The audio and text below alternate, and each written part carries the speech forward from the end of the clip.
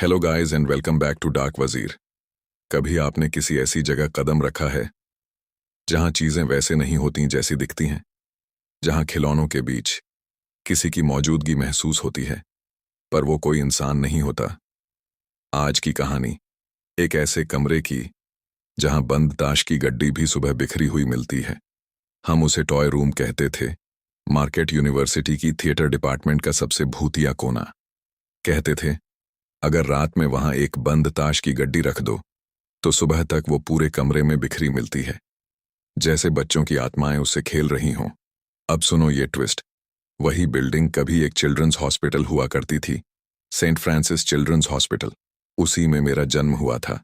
सिर्फ 5% चांस था कि मैं जिंदा रहूं। और अब 18 साल बाद मैं वहीं प्रॉप्स ढूंढने गया, अकेले।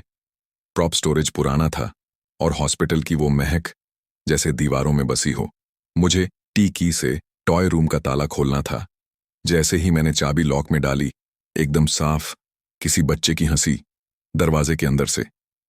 मैंने चाबी गिरा दी। दिल मेरी छाती फाड़कर बाहर आना चाहता था। सोचा शायद दिमाग खेल खेल रहा है, लेकिन जैसे ही फिर से चाबी उठाकर लॉक में डाली, अब की बार कई बच्चों की हंसी। नोप। मैं दौड़ पड़ा और उस जगह से भाग निकला। बाहर निकला, सिगरेट जलाई, दिल को शांत किया। लेकिन तभी फिर से सुनाई दी वो हंसी, पर इस बार टॉय रूम से नहीं, बगल की बिल्डिंग से। टर्न्स आउट वो आवाज डे केयर की प्लेग्राउंड से आ रही थी। रियल बच्चों की हंसी जो खिड़की से गूंजती हुई टॉय रूम तक पहुंच रही थी। मैं हंसा और वापस गया टॉय लेने। कहानी यहीं खत्म नहीं होती, क्योंकि सवाल ये नहीं कि हंसी असली थी या नहीं। सवाल ये है, टॉय रूम की वो ताश की गड्डी किसने बिखेरी थी? वो बच्चे तो आज प्लेग्राउंड में थे, तो क्या वो खिलौनों से खेलने कोई और आता है? अगर आप भी कभी किसी ऐसे कमरे में गए हों जहां कुछ अजीब महसूस हुआ हो, तो नीचे कमेंट में जरूर लिखना।